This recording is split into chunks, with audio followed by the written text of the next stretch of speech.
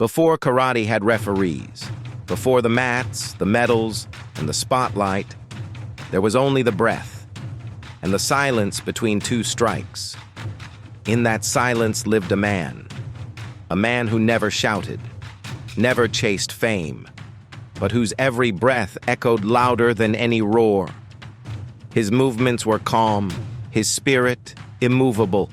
He was not a warrior in the usual sense.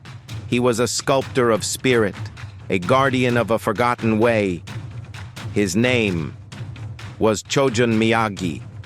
And this is the story of how a boy from a small island, standing quietly between breath and fire, helped shape the soul of modern karate.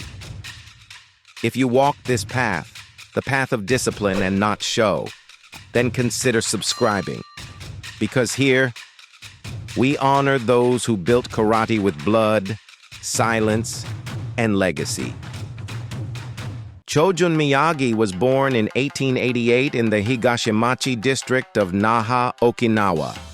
At the time, Okinawa was no ordinary province. It was a frontier, neither fully Japanese nor Chinese, but something older. A meeting point of pirates, merchants, monks, and warriors. Miyagi was born into privilege. His family was wealthy, respected, but even as a child, he showed little interest in comfort. He was quiet, thoughtful, restless. At the age of 11, while other children chased games, Miyagi was drawn to something different, something ancient. In a back courtyard behind wooden fences and stone lanterns, men trained in silence, repeating movements that looked like dance, but felt like war. There he saw his future. At 14, he began training under Kanryo Higaonna, a legendary master who had traveled to Fuzhou, China, and brought back with him not just techniques, but spirit. The training was harsh, conditioning that split the skin. Makiwara strikes until hands bled, endless stances on burning legs. But Miyagi never blinked. He trained like a man seeking something deeper. Not victory, but transformation. When Higaonna died in 1915, Miyagi did not retreat. He did what few dared. He sailed to China, back to the source. In the city of Fuzhou, surrounded by the fog and mystery of the southern temples, Miyagi trained in various internal systems: White Crane, Monk Fist, 5 ancestors. But more than movements, he absorbed essence, the idea that combat was not just physical, that true mastery began inside. He spent months living among monks, watching not just how they fought, but how they breathed, how they stood, how they poured tea. In every gesture, a lesson in presence. He returned to Okinawa changed. He was stronger, yes, but also stiller. He no longer spoke of techniques. He spoke of principles. And slowly, he began to weave together what he had learned. The explosive power of Nahate, the control of internal Chinese arts, the posture of Zen. At the core of Miyagi's teaching lay a kata, simple in shape, infinite in depth. Sanchin, 3 battles, body, mind, spirit. To the outsider, Sanchin looks basic. The stance is narrow, the movements repetitive. But within this simplicity lies the ultimate crucible. Practiced correctly, Sanchin tests every inch of the practitioner. Muscles remain flexed, breath is controlled, deep, timed, powerful. Eyes forward, spirit unwavering. It is a kata of tension, but also of release. A forge where the karateka meets his limits, and either transcends them or breaks. In Miyagi's dojo, Sanchin was not a warm-up. It was the center of everything. No student moved on until they had faced themselves in that mirror. The breath was the bridge between thought and action, between rage and control, between life and death.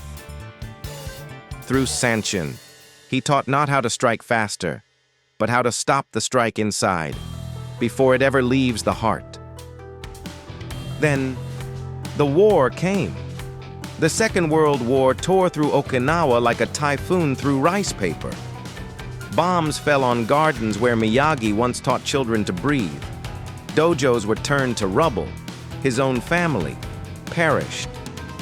He lost everything except his breath. He kept teaching, not because he had students, but because he had truth. Amid the smoke and hunger, he trained orphans in open fields.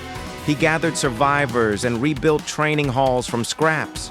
He gave his people discipline when there was no order, strength when there was no food, and dignity when even life felt like defeat.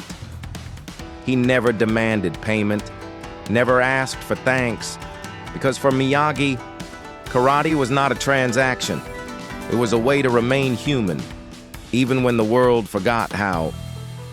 Among his students was a lion, Gogen Yamaguchi, a fiery soul who would survive Siberian prison camps and return to build one of Japan's largest karate organizations.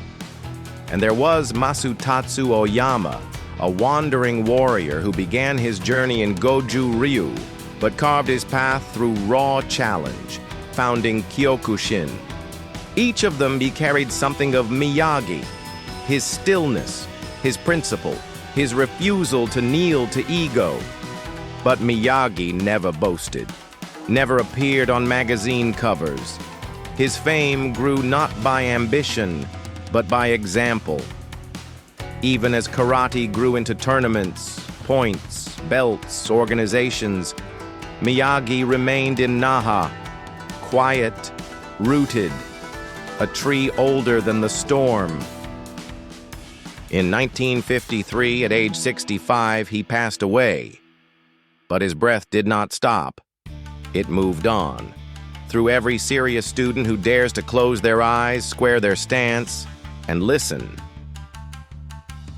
His name spread quietly, from island to mainland, from teacher to teacher. But decades later, it would echo across the world, not through a dojo, but through a film screen.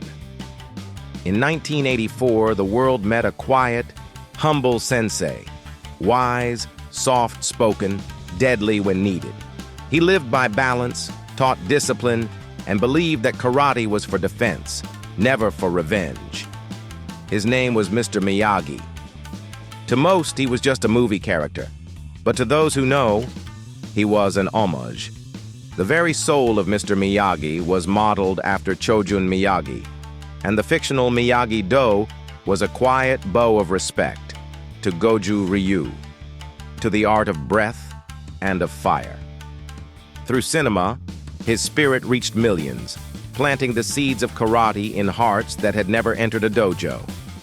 And in doing so, Chojun Miyagi became more than a master. He became a symbol. Chojun Miyagi taught us that karate is not about domination. It's about alignment. Goju-Ryu is not about technique. It's about temperament, hard when needed, soft when wise, but always true.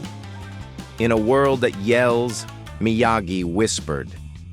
In a world that hits, he breathed. And in that breath is where you'll find him. If this story moved you, if you're not just chasing belts but searching for depth, then subscribe, like, share. Leave a comment and tell us what you carry forward from this legacy. Next, we meet the lion himself, Gogen Yamaguchi, prisoner, prophet, and the roaring flame of Goju's future. Because legends don't fade. They echo through breath, through fire, through us.